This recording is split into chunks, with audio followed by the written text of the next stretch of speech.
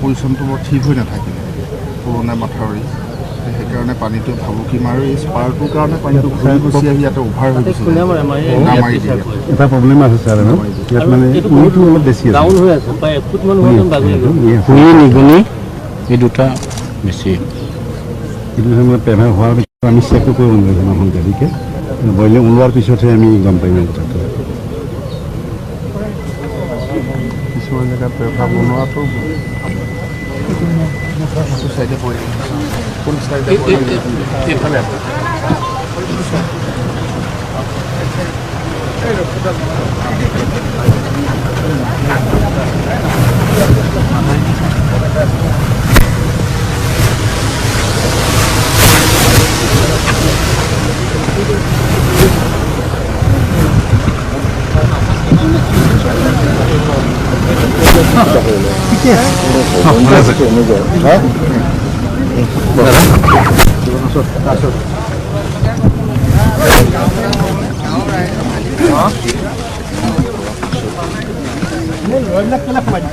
কি কাম আছে তোমাৰ ষ্টক নাছিলে চাৰিগাই মাতি ছাৰ 2 বজাত মই বিনিময় কৰা আপুনি জেগা এটা আছে তাৰ পৰা খানি পেলাই যেনে তেনে ৰাখিলোঁ ৰাতিপুৱা সময়লৈকে মাতি নাই তাৰপিছত আমাৰ বেদে যে ফোন চোন কৰি পেলাই মাটি 30 কেজি 40 কেজি আনিলে তাৰপিছত মানে আবেলি সময়লৈকে বইলিং হৈ আছে যেনে তেনে ৰোল আৰু কিন্তু বইলিং ছাৰ দুদিন ৰাতিৰ পৰা পাঁচদিনা আবেলিলৈকে ছাৰ বইলিং ছাৰ দুৰ্বলতাটো এইটোৱে তেওঁলোকৰ মাষ্টাৰ কৰ্মী নাই মানুহ বস্তা ধৰা মানুহ নাই এনেই ফিল্ডত আমাৰ ফিল্ডত দি থৈছে 4জন নে 5জন মানুহ কিন্তু ইয়াৰ পৰা মানে 20 কিলোমিটাৰ মাথাই তেওঁলোকে মানে কণ্ট্ৰল কৰিবলগীয়া হৈছে 4জন মানুহ কিন্তু আমাৰ ইয়াত তেওঁলোকৰ মাষ্টাৰ কৰ্মী বস্তা ধৰিবলৈ আৰু ছাৰ এই বইলিঙৰ মূল সমস্যাটো হ'ল ছাৰ আমাৰ মথাউৰিটো 44 বছৰ হাবি জংঘল বন আছে হাবি জংঘলখিনি আছে হাবি জংঘলখিনিৰ কাৰণে উই আৰু এন্দুৰে গাঁত লৈছে আৰু এন্দুৰে সিফালৰ পৰা এইফালে ফুটাই কৰি হোল কৰি দিছে আৰু উইবিলাকে ককৰা বান্ধি ভিতৰি আহি থাকে আহি পেলাই মানে সেই পানীটো যেতিয়া বাঢ়ি যায় তেতিয়া সেই উই গাঁতৰ সেই কুকুৰাবিলাকৰ দি লিক হৈ পেলাই এইফালে পাই যায়হি আৰু ছাৰ আমি গাঁওবুঢ়া দুজনে আমি আমাৰ সমস্যাটো ছাৰ আমাৰ চিকাৰীৰ পৰা যদি ইয়ালৈকে যদি ছাৰ এটা আমি যদি ভিতৰত দিব পৰা যায়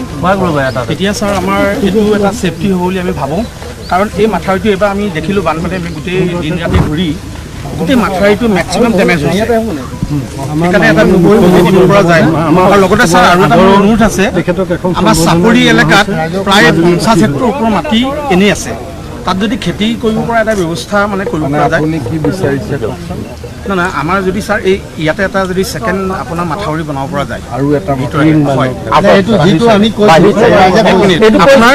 চিকাৰীৰ পৰা এজনে কৈছে এইটো কৈছোঁ যে এই শালমৰাৰ পৰা অফলা শালমৰাৰ পৰা এই চিকাৰী ঘাটলৈকে চিকাৰী তিনিআলিলৈকে এটা প্ৰায় 30,000 বিঘা মাটি এটা বৃহৎ এৰিয়া নদীত পৰি আছে নদীৰ ফালে হৈ আছে য'ত আমি গাঁও পাতিব পাৰোঁ গাঁও সংস্থাপন দিব পৰা হ'ব সেইটোত এটা ৰিং বান্ধি সেই এইটো ছেফ হ'ব আৰু সেই মাটিটো ওলাব তাত আমি গাঁও বনাব পাৰিম নগৰ বনাব পাৰিম আৰু সংস্থাপন দি হেৰি কৰিব পাৰিম এইখন এখন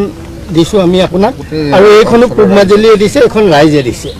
টেকেলি ফুটাৰ পৰা অফলা পুত্ৰলৈ এটা ৰিং বান্ধ নিৰ্মাণ কৰি দিছে তেতিয়া এইটো মথাউৰি হ'ব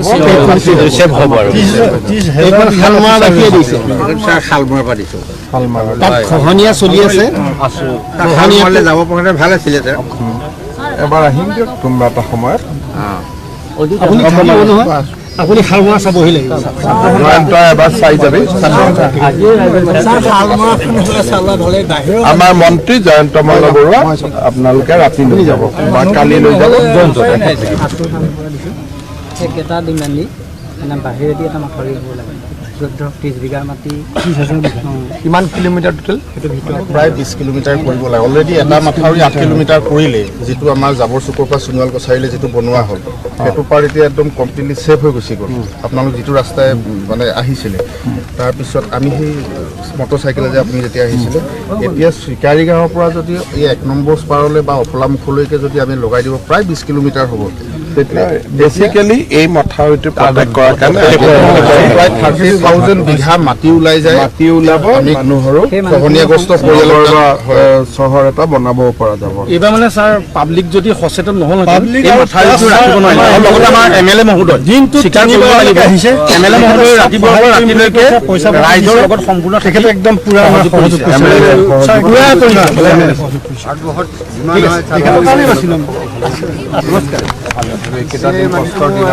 আমি দিনীয়াতে চাই আটাইকেইদিন আছোঁ। আপোনালোকে দিনে কষ্ট কৰি যেনে তেনে সময়খিনি পাৰ কৰক, বাকী আমি কৰিম। আমি ডিপাৰ্টমেণ্টলৈ চাই চোৱাই নাই।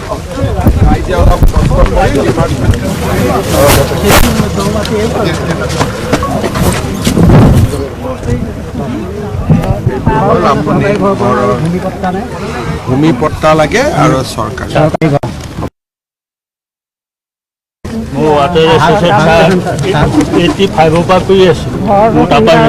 নিয়মীয়া হোৱা নাই। ঘৰটো সোনকালে কৰি দিয়ক। খুৰী ঘৰ এটা লাগে আৰু তোমাক মাটি বতাহে হ'ব ফুটে আচ্ছা একেই তুমি জামেলাই নাই একেলগে এটাতে এটা জেগা ভালে আছো একেলগে দিব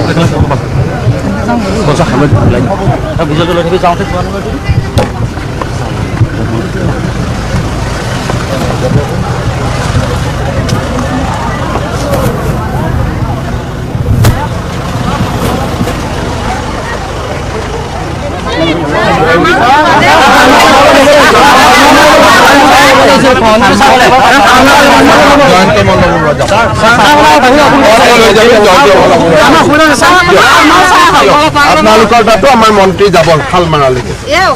যাব যাব একদম দিয়ক